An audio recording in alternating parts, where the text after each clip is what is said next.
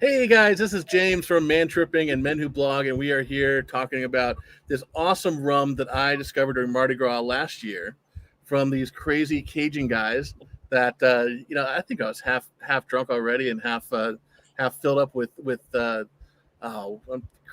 king cake, and we were having a great old time. But after a few days talking to these guys, I was like, these guys really have something special here, and so I have been wanting to share them with you guys as well. So Wildcat Brothers is based in Lafayette, Louisiana, and we have a tasting with three. We got the white crude, we've got the spiced rum.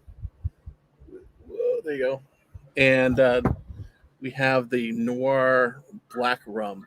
And one thing you'll notice there is that they all have French names to them because it is Lafayette, Louisiana, and it is Cajun territory, and it is all about this kind of cool French, well, you know what? Rather than me wandering on about the stuff, we're going to talk to Tate, so he can tell us more about what Cajun is and why they're speaking French in Louisiana there. So, with that being said, let me pop it open so that Kevin can introduce him. Kevin's here, and then Tom is joining us from Bourbon Blog, but he is late today, so we're going to drink his rum if he doesn't show up in the next couple minutes.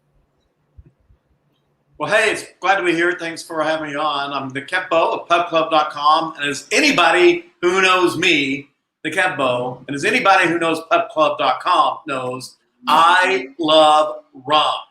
I love rum, the rum lifestyle, rums, the tiki bars, the tiki drinks, the whole works. So I'm very, very anxious to try this from a state that I really love, and I know they know how to party, Louisiana. And by the way, I'm wearing my Lafayette, Louisiana sunglasses, which also say "Stay Happy" on the other side. And of course, being true Cajuns, they actually have a bottle opener here on the end of them, in case you ever get stuck and you can't open a beer bottle on a Vita or something. So I'm just thrilled to be a part of the show, and let's get this show on the road so we can start drinking some rum. Awesome. Well, fellas, thanks so much for having Wildcat Brothers and be on today. You know, anytime I get a chance to drink more rum and talk about it is a great day in my book. So, this is great. So, kind of to tell you a little bit about who we are. We're Wildcat Brothers Distilling in Lafayette, Louisiana. So we make a French style rum, which is a very unique type of rum. Most of the rums that are out there are English style. And English style rums are made with blackstrap molasses. And what blackstrap molasses is once all the sugar's taken out of it, they ferment it and they kind of, go from there. Well, with us, French style rums, there's two big categories. There's rums kind of made with the juice itself. Once the sugar cane is squeezed out, there's the juice that's left over. You ferment it. That's an agricole. We make a different type. We make it from the pure sugar itself. So our rums are going to be really made with local sugarcane. One of the things we do is we pride ourselves by knowing our farmers. But also our rum is a sipping rum. So, it's perfect for us as, Kevin said he's ready to drink some rum. So, there's no better way to start than that to have a good sip. So well, I also have my cocktails here with juice in it because true rum lovers and us Parrothead Buffett folks like to drink it in cocktails. So I'm going to try to that. But James tells me now, watch out, it's a sipping rum. Well, and here's the deal, guys. Whenever so David, my business partner, and I'll show Sweet Crude, and I know you all have some samples there as well. When David created this, he was going for a sippable white rum because look. As CEO of this company and David as a distiller, when we hear people say they either really love rum like you, Kevin, or they say, oh, I'm not a rum drinker. And it automatically goes back to, okay, tell me about that spring break when you had the bad time. or tell me about the worst hangover you've ever had. And it typically goes back to drinking really crappy rum. So with David, when his aspect of come and do it, he said, look, if I can create a great white rum, it's going to be able to go in any kind of cocktail applications. So when you kind of what you said, Kevin, about being in the tiki and the tropical culture, we have lots of fans who are using our rums in some really fabulous cocktails. Because you know what? Yeah, the tiki folks and people like you love to party. And they love to drink good rum. And we just met 5 minutes ago. I already got you. I already got you pegged down, man. I got you. So So look, let's talk some rum. So the first one we're gonna do is sweet crude, and yeah, guys, pour some in there. I see Kevin already has his juice ready, but y'all. So when we taste this rum, first off, when you get a good smell of it, and look at James with your fancy, you got Glencairn glass, smelling glass. Sadly, there was a casualty this afternoon. I learned that crystal Glencairn glasses shatter really, really well. So this one is actually my whiskey glass. Well, and that's the thing is that we have glasses here. This isn't a shot glass. It's actually about a 3-ounce glass. We call this a sipper because it's a wide mouth. So when you can put your nose in there and sip it, it's kind of the same thing as a Glencairn glass. So when you get the initial sip, you're gonna get that smell of alcohol. A lot of people say it smells like tequila. It does. Well, and here's the thing, James. We had some investors and friends that we sent some bottles to, and they thought I was pulling a joke on them. So they're freaking out. So I'm in the middle of the night. I'm calling a damn scientist to figure out why does this stuff smell like tequila. Well, our processes are very similar. It's agriculture. In their case, it's the agave. In our case, it's sugarcane. So it's sugarcane, water, and yeast. That's all it's in here. So with the sugar, the absence of the molasses is going to give you a nice, crisp back end, but it's not going to be that. I like to sometimes call it a molasses backstop, where unless you have a lot of juice or it's been aged really well, it kind of hits in the back of your throat. So let's sip it. Let's drink it. So you want to get first off this first sip, and we joke and see. I should have told you beforehand. I like to do sips and threes, but if you're, I see some of you drink it all. The first one is gonna wake up your tongue. But also next, if you sip it again, it should be fairly smooth in your mouth. You're gonna get some heat, but you're not gonna get kind of a that really back end or a burnt flavor in the back end.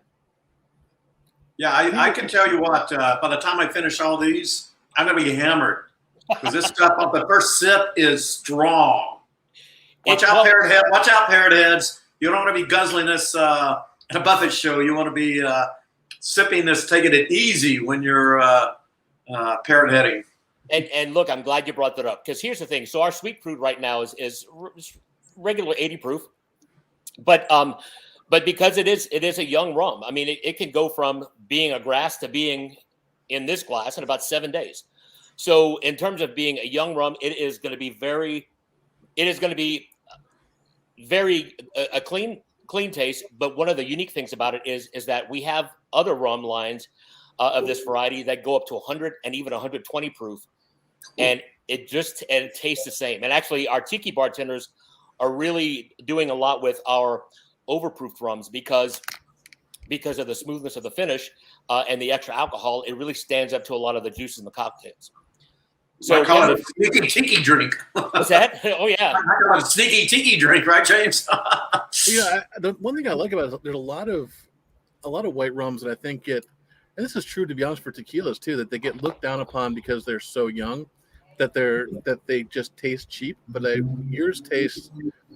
Well, actually, it's the absence of the impurities that I think is remarkable on here, because even good white rums a lot of times have from molasses or other like cachaça and that kind of stuff have a very rough kind of taste where you're still tasting some kind of, I'm not entirely sure what it is I'm tasting, but this one has a very smooth taste that it is pretty palatable. I usually don't drink white spirits, but this one I could see as kind of a nice almost like with an amuse-bouche, like before your meal to kind of wake up your palate a little bit. Absolutely. And when David, my partner, who's also our chief distiller, when he created this recipe, and first off, we joke, y'all, we're not supposed to be doing this. David is a lawyer by trade. I'm a recovering professor and scientist. We're not supposed to be making rum, but we do. And we do it in a way because David, we're really big, we're really geeky with our process. And we want to make sure that we're best using the ingredients that we have. And look, we live in sugarcane country. I mean, even though David is a tequila and gin guy and I'm a bourbon and whiskey guy, we own a rum distillery. I hope that doesn't get out. But we love to take this essentially a perfect plant and really kind of make it into the palates that we like to drink. And one of those things is making sure that this is a very it's a very similar palate to, like you said, maybe a young tequila, or even a slowly spiced gin, or a lowly spiced gin. I mean, there's lots of things here that's going on, and it really is the credit to the sugarcane. Now, one of the things that before we get too far on that some guys might not know, but the sweet crude and the oil derrick there, Lafayette is one of the big. You're not necessarily drilling right there, but it's one of the center points for people that are going to the offshore wells. So I'm sure that influenced a lot of the culture there as well. It did, man. And look, we are very proud of our connection to the history. I mean, look, I went to college because my dad and grandfather and family busted their ass in the oil field. David, succeeded because he actually worked in the oil field as a landman. So yeah, when he was developing this rum, he was actually doing when he was working in the oil field. So kind of as an homage to his day job, he named it Sweet Crude. And up until 2019, David was still doing that. David would go and distill, and he would then, when he needed to, either make more living or do whatever, he'd go back to work in the oil field. So it wasn't, in 2019 when I came on board, we really kind of realized that our heritage, and especially our backgrounds, our family backgrounds in the oil industry is something we're proud of. I mean, that's the thing is a lot of people here in Acadiana are connected to that field, and there's some of the hardest working people you ever meet. Cool. So let's and actually, if you look even French on the bottle, so it's Sweet Crude, and you were right, James. This is the only one that we don't have a really French name on right now. But inside it says Du Brut, which is Sweet Crude in French. But the funny thing is that there's really no French translation for like sweet crude as an oil. So it kind of means like a funny, rude person, which fits us perfectly. Every now and again, we'll, say a joke. And so and that's the one thing is that as we joke that we're in the happiness business. So, we're in on the joke. But let's talk about our first French name rum. And this is the joke. So this is Fifale. So Fifale is our spiced rum. And I was kind of telling Kevin a little bit before is that in our industry, if you put anything besides sugar in your rums, it's going to have to be called spiced. So with this one, this is not going to be as flavor forward as syrupy or sugary as say some of the other spice rums in the market. This jokingly is a rum we say we love to hate because it's a pain in the ass to make, but it's one of our best sellers, and it's also it recently was named one of the top 3 rums in its class in America by the American Distilling Institute. So congratulations. Yeah, thanks, man. So this is Fifale. So if you smell it, people say it smells like I don't know, Christmas or Thanksgiving. I was gonna say it's a perfect Thanksgiving pumpkin pie kind of rum. I'm telling you, it is, and it's really. Whereas you may get some of the molasses-based spice rums where they're spicing it to get over that flavor. This, because it comes from a palate of sweet crude. Everything we do men starts out as sweet crude. So since sweet crude is a nice, great sipping rum, it allows the spices and the flavors to kind of really come through. So what are the spices? Is it cardamom and cinnamon in there? Well, so we have some cinnamon, allspice. We have some vanilla, coffee. I like that. Wow. See, I told you when you said you weren't a spice rum drinker, this is a different take on it. And look, y'all, when we talk about spice rum or dark rums or whatever, we tell folks that look, you got to drink what you like. Don't be afraid to try stuff because oftentimes the industry makes you call it something, and it's not what you're expecting. But also, James, so we have allspice, cinnamon, vanilla, coffee, and black peppercorn. And the black peppercorn, what's happening is because I said we're geeks. As we change it, the black peppercorn is the cops are after us. Oh man! Sorry, forgot to shut my. I was going to say, shit. I hope it wasn't me. So what's happening here is that the peppercorns really kind of lift up the coffee flavor. So that's what's happening here. So spice rum, is great by itself. Great with a little club soda. Actually, a lot of our fans, including my wife, she likes to take a shot of that and put it in a hard cider. Like say maybe a Strongbow or Woodchuck. It's a great, just refreshing drink. I like that. I'm surprised. I actually like it better than the white rum. I thought never ever when James told me about this that I would like it that way. Well, and look, that's the thing is that rum is such a weird category in liquor because, it really is like I joke that it's like the Wild West. Basically, all we have to do is make our stuff out of sugarcane. Other than that, our friends in bourbon, they have to have it aged and put in specific barrels. With us, we get a chance to really kind of go and experiment, and yeah, we want to try to change the category or actually expand it. A funny story is that the reason why spice rum was created was because they had crappy white rum. So that's what one of the things is that that's why a lot of the spices that are out there, spice rums out there, are really flavor forward. But yeah, we're really excited about this one, and like I said, it's perfect for the holidays. Well, Captain Morgan is just way too sweet for me. So that's why I don't like it. And that Sailor Jerry, I just don't think it's very good at all. But this is actually spiced rum with spices, not sugary, not sweet, not overly in that category. So I'm an instant fan of it. Man, we appreciate you saying that, Kevin. And that's the thing, look, is that we realize that people have a lot of different choices, and we encourage them. Look, I often joke that a buddy of mine who owns a brewery here, I stole his line. I said, I don't drink a lot, but I drink often. And I like to try. I'm gonna use that one. I think you're still. That's from my buddy Carlos Knott from LA, from Bayou Teche Brewery here in the area. But that's the thing is I want people to go, and if I love being in a place where you can experience a lot of different rums, because you have to really make your own choice about what's out there and what you like. And yeah, man, sometimes the labels don't really tell the whole story.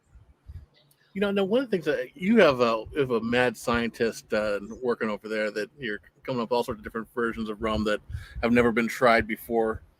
Have you ever thought about adding a little bit of smoke to the sugarcane before you mash up? I'm stuck on this tequila You are correct. Angle.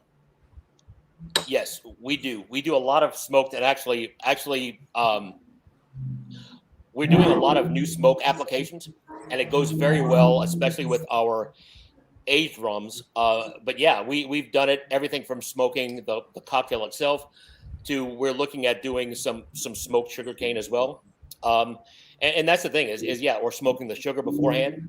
So yeah, smoking is a big, it's a big part. And what's actually kind of funny is our current facility used to be a humongous barbecue restaurant and seafood restaurant.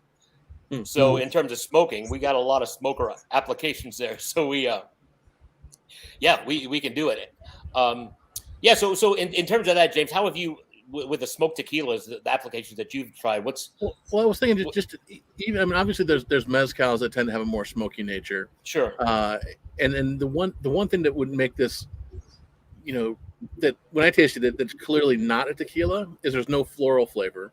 Correct. But even the kind of the lowlands tequila, the agave is still generally roasted, and so it just innately has that more smoky flavor. And so I was thinking that would be kind of an interesting twist for someone who's kind of looking for that crossover spirit, kind of more like not quite a mezcal, but but something, I mean, this is spectacular as it is very smooth, but something more like a like a Sotal or something like that that's a little bit more, kind of sure. out there, would be interesting. And that's the thing is that we've done and tried both. We've tried with this one, well, like I said, of the sugar and the sugar cane beforehand, but also too as a cocktail itself. I mean, or as the drink itself. When we have our tastings at Gator Cove, our facility down here, we do something called Rum School, and you basically come in and you learn about rum. And one of the things we do is we smoke some of the samples just to let people taste. and man, it's a different animal. So yeah, it's I think right now one of the things that I think is a positive of COVID happening, we're getting a lot of people who were stuck in their house, and they became incredible home bartenders, home cooks, home smokers, doing different things. And look, man, we have a lot of fans who are doing some incredible smoking applications. And this is just a good palette for it. So yeah, if you're at the house, go for it and smoke it. So I'm going to throw up some of your snake oil registry stuff. This is the stuff that I just love because a lot of guys are like, yeah, we're doing rum and you know, we got our white, our dark, and our spice, and that's cool. But you're going crazy deep. Like, who the hell's ever put purple rum together? Like, you know, your king cake rum, yeah, your secret flavor. I don't even know what your secret flavor is, but so that was Love Potion number 10. So let me walk you through these. So y'all, like I said, we are in on the joke, and we know that look, we have this, and what we're tasting today is a heritage line. And these, we tell people that, you know, in 25 years, if you taste it, it's going to taste very much the same. But outside of that platform, we're going and we're experimenting with a lot of other different types of rums. So this year is actually our 10-year distilling anniversary. Up until 2019, David was a one-man shop. But when we came in and we said, okay, it's our 10-year, let's really take it to the next level. Let's kind of say, well, let's take a craft beer model. You know, our friends in craft beer, they're throwing out something every month, a different flavor. So we said, look, and my past life as a market researcher, let's create something that's called snake oil. And our snake oil line is every month we release only 100 bottles to the public. And it's something that we've developed. It's typically something that's in season. So it really allows us to take the rum, you know, on a pretty fun drive. One of the things that, and look, if you look at the snake oil registry, and the snake oil is really only available at our on our website. But we have people from all over the country buying stuff on the website, and we have a locker system here because, you know, unfortunately, booze you can't send in the mail or out of Louisiana you can't ship, but we'll hold it for you until you come. But we have King Cake was our first one. Then we have Love Potion number 10, which was cranberry and rose hips, which was unbelievable. Number 3 is actually one that I think I'm most excited about. Number 3 is Sweet Crude Marie. We actually developed a rum specifically made for Bloody Marys. And y'all, when you taste it, it's going to knock your socks off, and you're never going to want to drink another vodka Bloody Mary again. I want that because I don't like drinking vodka. Well, and I'm kind of with you, Kevin. And that's the thing is, you know, with rums and other alcohol, you know, it's having that flavor profile that's in there that really kind of enhances it. Whereas vodka is, you know, it's kind of a neutral spirit. This is really a special blend of sun-dried tomatoes. We have what's called in Cajun country, we call it the Trinity, which is celery, onions, and bell peppers. Have some garlic in there, some Tabasco pulp. It really is a perfect accompaniment to you know your favorite Bloody Mary mix. And it was actually so popular that it's going to be coming on the market actually within the next month. So be on the lookout. It's going to be on the market as Sweet Crude Marie. So that one's again, we're pretty excited about that. And then we have down there. We have next we do a lot of stuff with wood, and I'll tell you about Noir in a second. But number 4 was over sugar maple. So we aged our rum over sugar maple, which was a very unique and it was a very dry flavor for a rum. So it was aged just as long as any of the you know, some of the darker rums, but it had a very nice light flavor from the wood. But yeah, man, we got into, you know, Mama Juana, which is the official drink of the Dominican Republic. That was snake oil number 5. That's, you know, 20 plus herbs, berries, roots from the Dominican Republic. That yeah, it has a very much you know, anise back end. You think you know, this is a good absinthe substitute. And then after that, we kind of went, you know, to have some fun. So 6, we got toasted marshmallow. Imagine, you know, instead of letting your rum age in a charred barrel, let it age over charred marshmallows. It is an unbelievable drink. After that, we did cold brew coffee, which another phenomenal one. Then from that, number 8, we did. Gosh, I'm trying to think. Number 8 was fig, honey fig. This was actually figs grow very well here in Louisiana, so we took them and infused our sweet crew with that. Number 9, which was just released, was a cinnamon rum, and actually it's not on there yet, but a cinnamon rum, and we have 3 more left for this year. But look, that's the thing is y'all, with our company, we try to be as innovative as possible. We try to do what other people are not doing. So yeah, that's kind of where snake oil comes from. And if the public likes it, then we'll make some more. Well, I'm loving this spice rum. It's quite good because it's definitely that the spice is there to complement the rum, as opposed to it being the point of the rum. Like I think what is it, Captain Morgan? Is it Captain Morgan the main spice rum that everyone? To be honest, I'm more familiar with the craft rums than I am the big name rums. But I feel like when you think of spice rum, it usually is spiced rum as opposed to rum that's spiced. And I think you have a really good balance there. Well, we got one more, the Noir. But then I also want to make sure we give some love and talk about the area and why the area is special. And some of the food. Like I know you guys. You're gonna say you guys collectively, but Jesse and Ben and all them at the tourism department, shows a real good time with crawfish and boudin and cracklins and oh my God, so much food. Look, I say often that we're in the happiness business, and we just so happen to be in the happiest place on earth. Lafayette, Louisiana it's a great place to live, and yeah, man, it's just there are no strangers here. So yeah, if you come down to visit, we'll take good care of you and show you a good time. All right, y'all. Noir is by far our bestseller and is our favorite. Well, it's my favorite. We call this bourbon's Cajun cousin.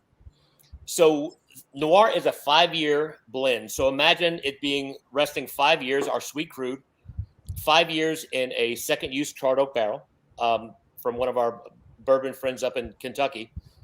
But we also blend it with some younger rums that we're aging on fruit trees that come from David's family orchard. So just so happens to have a business partner whose family is also in the forestry business. So we're not only is it rested in a barrel like just regular charred oak, but we're also have rums in there that have been aged over cherry, pear, persimmon, and hickory wood. Oh my. This is you notice I got the bigger glass for this one because this is my drink. I mean, this over, well, I call it the Noir and air. That's my favorite drink with Noir. Well, I love dark rum, so let's see. Oh yeah, well,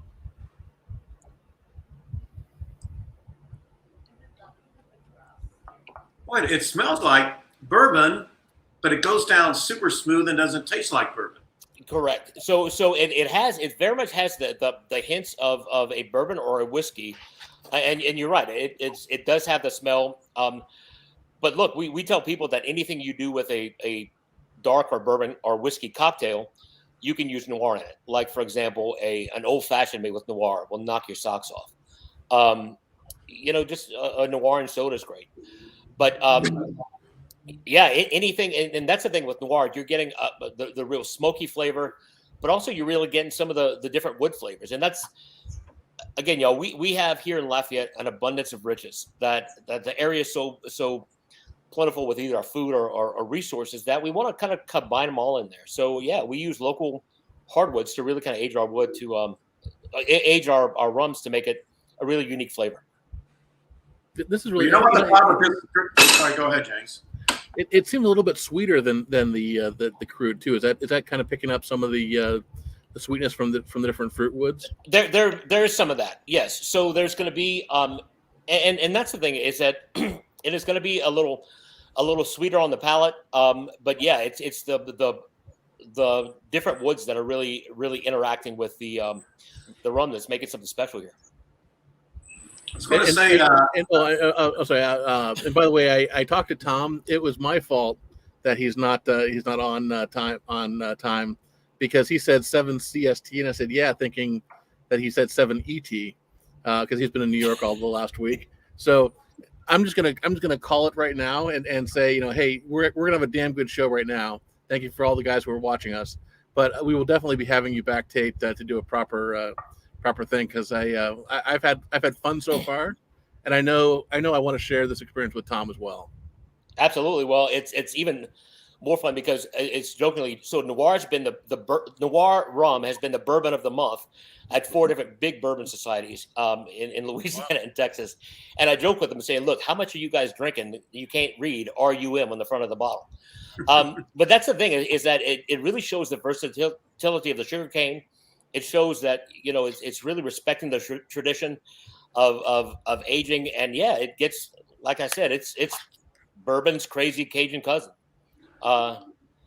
Kevin, you were getting ready to say something about what did you mention? I have mixed it all 3 with peach and mango and orange juice mix, and it's really good.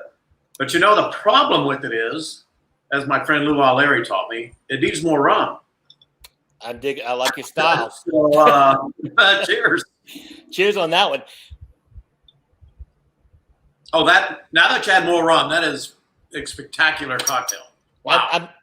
So when and that's the thing, y'all, is we really want you to come down to Lafayette, and you all the listeners, but essentially you two guys too, come down to Lafayette, and that's the thing is when you come to Gator Cove, where we have our tasting room and facilities, it's all about really making the cocktail better. All of our rums are made for people who make kick-ass cocktails. And that's the thing is that, here in the South, we love to cook. We love to make things. And, this is just kind of a great extension for just getting in the kitchen and cooking. I mean, we're lucky to have a corporate mixologist on our team who comes up with great recipes. And that's the thing is that every day it's really cool to kind of come in and say, okay, what am I going to drink today? And what am I going to pair this with? And that's the thing is that our rums just give a good palette and platform to kind of be matched with anything. So on that note, let's go through some. So crawfish. What would you pair? Which rum would you pair with crawfish? Oh, there you go. So if you're eating crawfish by itself, meaning like you're peeling the boiled crawfish. Yeah, get your hands dirty. Getting your hands dirty. I think you probably want. Wait, what's that? Yeah, for sure. That's right. So if you're not drinking down some good beers, you want to. I think the Sweet Crude is a good one.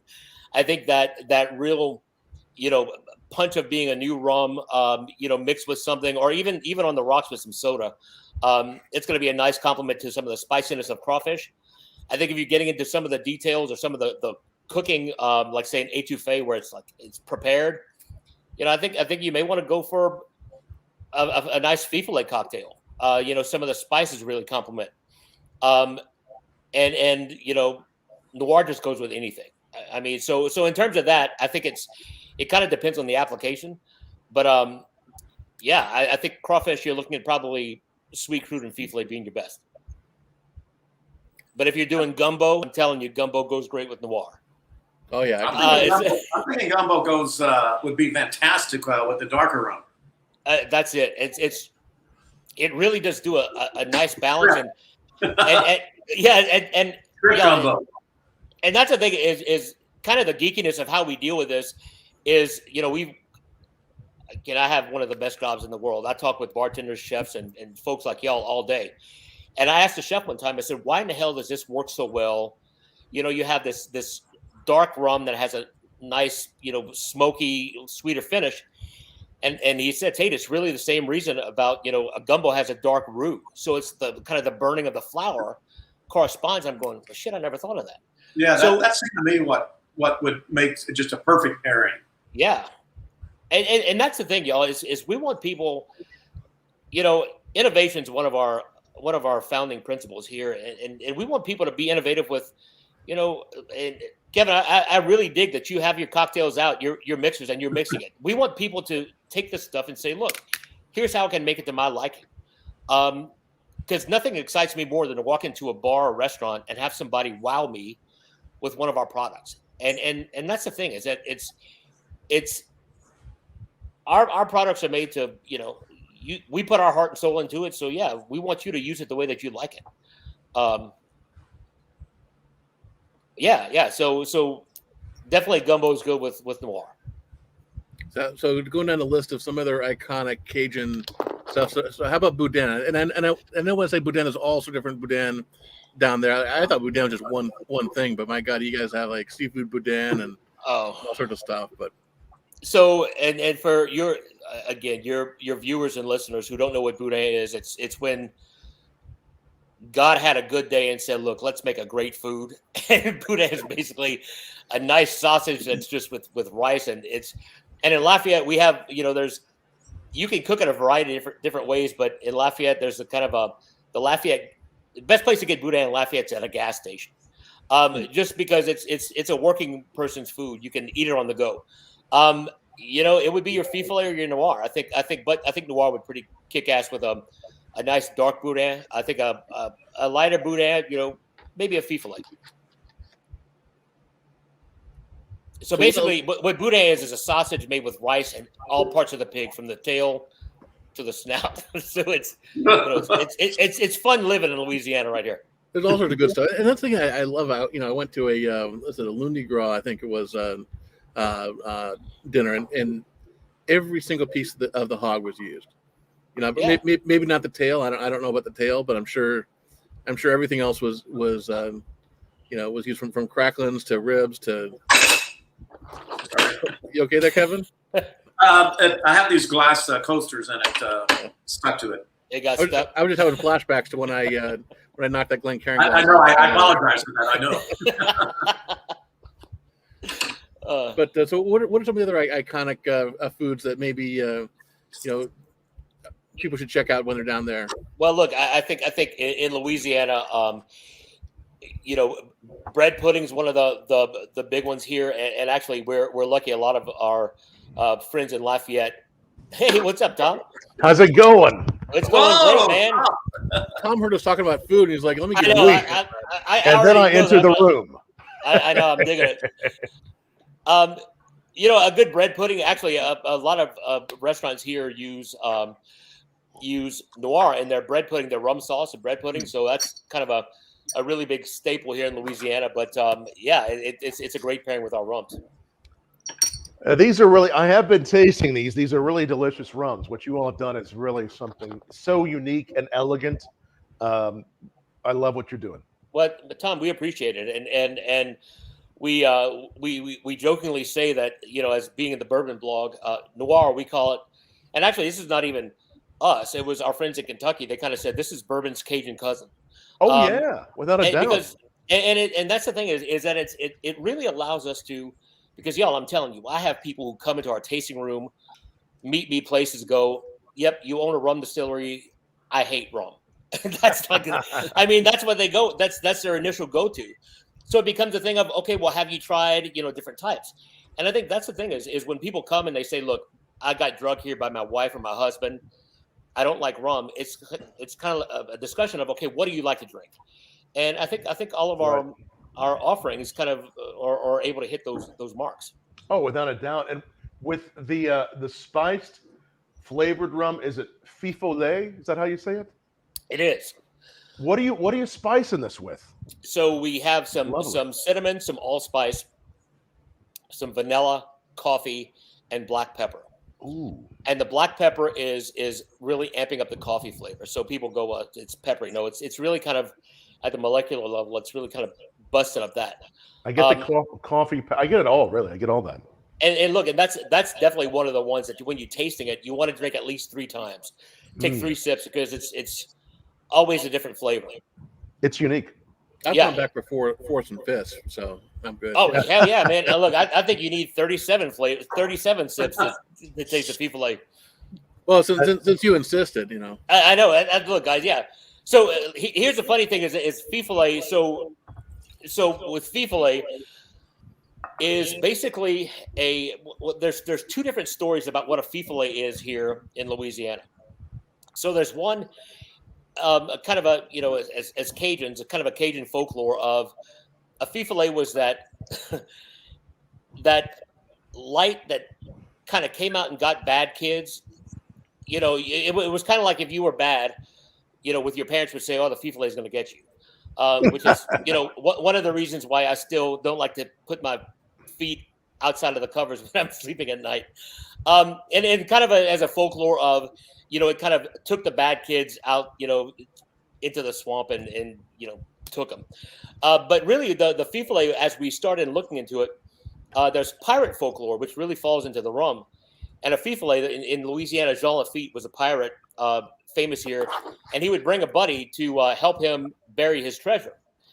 Once they dug the hole, he would put the treasure in and he would shoot the guy, and the guy would die, and he would bury him on top of the treasure. And the fifole supposedly was the spirit telling you where to dig to get the buried treasure.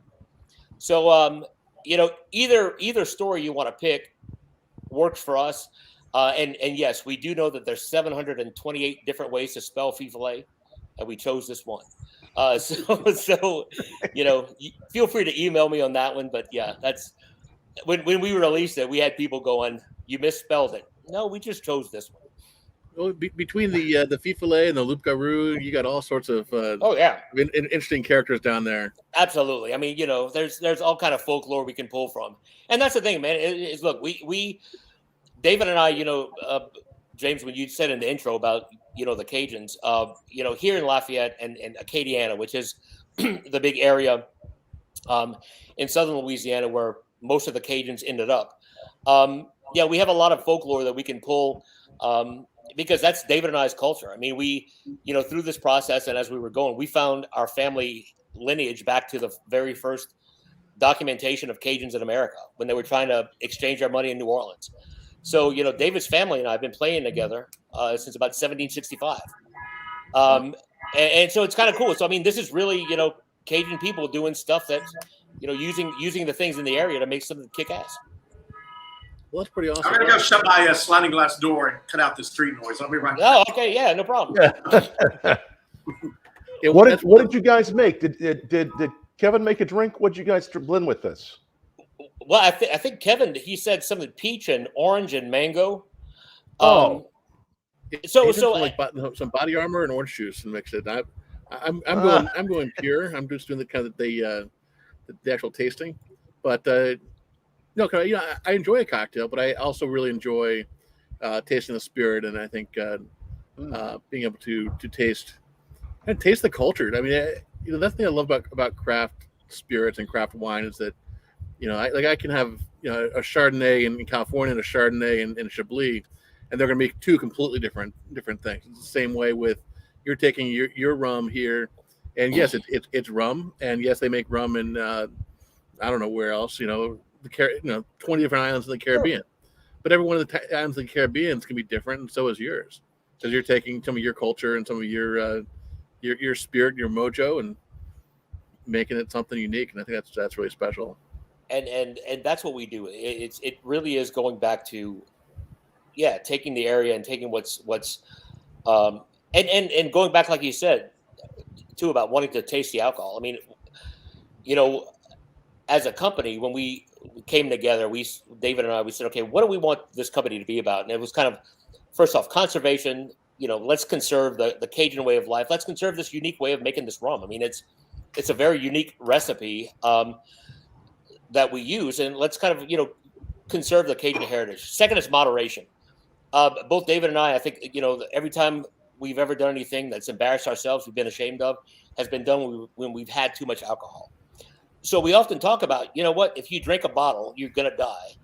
Or if you in an hour, don't be a dumbass. Or, hey, this is a drink and you need to taste the alcohol. If you're not tasting the alcohol, then, well, what are you doing? So we talk a lot about that. Yeah, James, of when we have cocktails, and we often have to tell some of our patrons, look, yes, this may taste good, but it's an all alcohol drink. So it's understanding that, yes, we have this alcohol flavor, but there's a lot of things out there that can really make it dangerous if you don't look out for it. So we have conservation, moderation, innovation, which again, this is what we look at. We try to take as much as we can from the area. We want to, take ingredients that people use or, maybe have not have used. Like, for example, our Bloody Mary rum. That's kind of taking the local spices and really creating a rum that's specifically made for a drink that, rum may not be, typically in. And then the last thing we do is celebration. Guys, I know you all are bloggers, but look, seeing around, people are not celebrating enough. And I don't give a damn if it's celebrating I survived another day at work or I just graduated or whatever. I think as a company, we often say, and that's why we focus on cocktails, is because, making a good cocktail should be you sitting down and having a cocktail or a drink with your friend and building that relationship. And that's what this is all about, man. We're in the happiness business. Yeah. Oh yeah. It's just, Well, I'm celebrating to two friends coming back together after. It seemed like that was like 4.5 years ago at this point, but it was only last about a year and a half now. When was the last time we all three did one of these? Well, actually, there's that too. I was talking about Tate and okay. At the viewing pavilion. Well, now we're all doing one together. I love it. Well, and that's the thing. But wait, I'm gonna tell stories on James. Okay, y'all.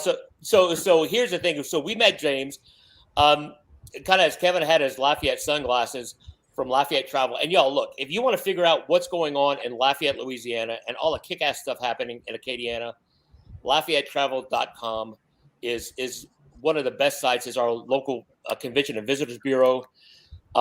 We're big partners with them, and they're huge supporters of us, and we're so thankful. But what they do is that every year at Mardi Gras, when we have Mardi Gras, they bring in either journalists or bloggers, and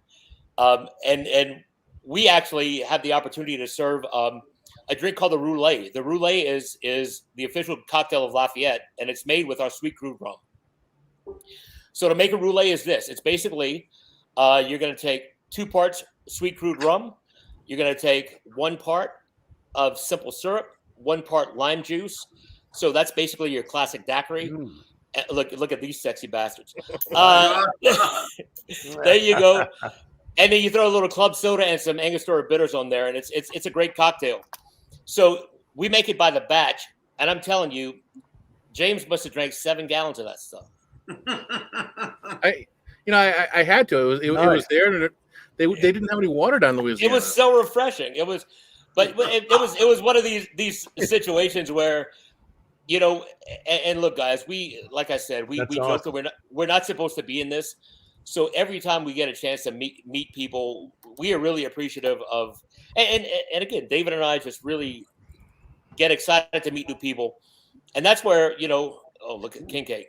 That's where when we met James the first time, it was all about all around our cocktails and our booze, and it was a Did you good pair time. that cocktail with the King Cake, James? Is that what you did? No, the King Cake was just the King Cake. We had a lot of King Cake that night. You can actually a good King Cake. If you're going to be pairing with the King Cake, beef fillet is really incredible with the King Cake. Oh, I bet it is. And there's some Boudin that's horribly out of focus because I had been drinking too much of this rum. The blurrier the pictures get, right? That's right. All these rums have a great soft mouthfeel. I mean, I know rum in general does have, if it's made well, it has a good mouthfeel, but these are particularly elegant and soft. How do you get that soft mouthfeel on them?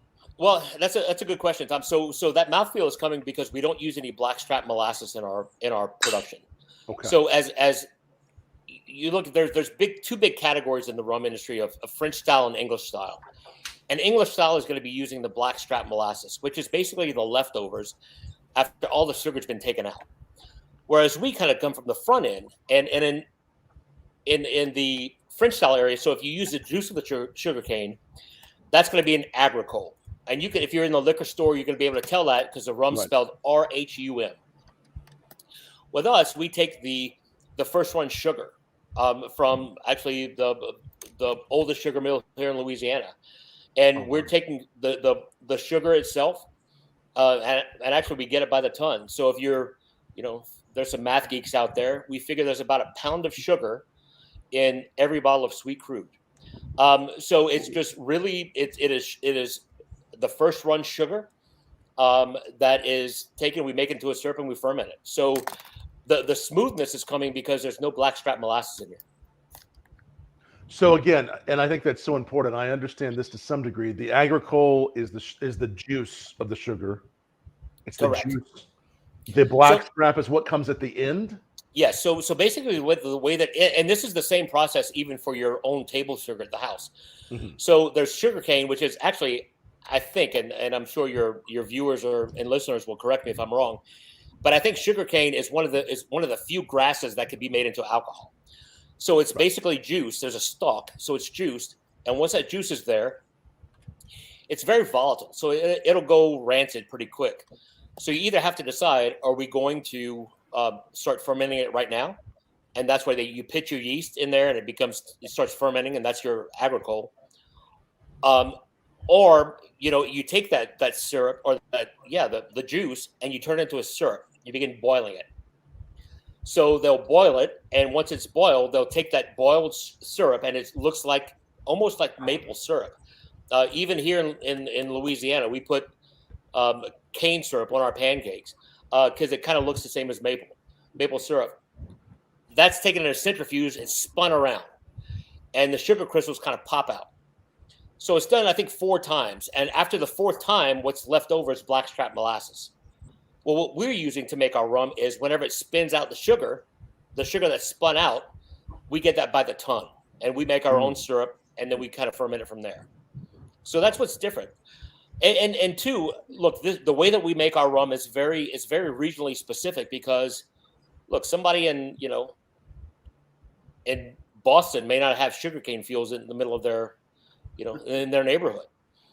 Folks, we can go across the street from our distillery and find sugar that will eventually end up into our rums. So that's the thing, is that it really is a process of, the using the sugarcane process and knowing when to begin fermenting that's what makes our rum special. Well, this has been pretty awesome, Tate. I definitely want to have you back. I definitely want to bring in Ben from Travel Lafayette because there are so many different topics we could talk about. But at this point, we're at about 52 minutes in, and I think we should leave more conversation until next time. Absolutely. Well, look, anytime y'all need me to come and drink rum with you guys and talk about it, I'm all about it. Cheers to that. Wonderful, delicious products, Tate. Thanks so much. I'm going to do the Pub Club drinking tip of the day. Example, your rum. Yes. And then those girls in the gas lamp better watch out because I finished these. I'm going to turn from the Kebbo into Joey Freshwater. So the girls in the young girls better look out. James knows the joke. Joey Freshwater is the nickname Lane Kiffin used to hit on the sorority girls in the bars when he was at Bama. So, is this the tip of the day? You know what? Is this the tip of the day, or are you getting to that? Before we get too sloppy, I'm just going to hit the end broadcast. No, anybody who wants to add more, make I'm sure you enjoying tweet us it, a message. Kevin. So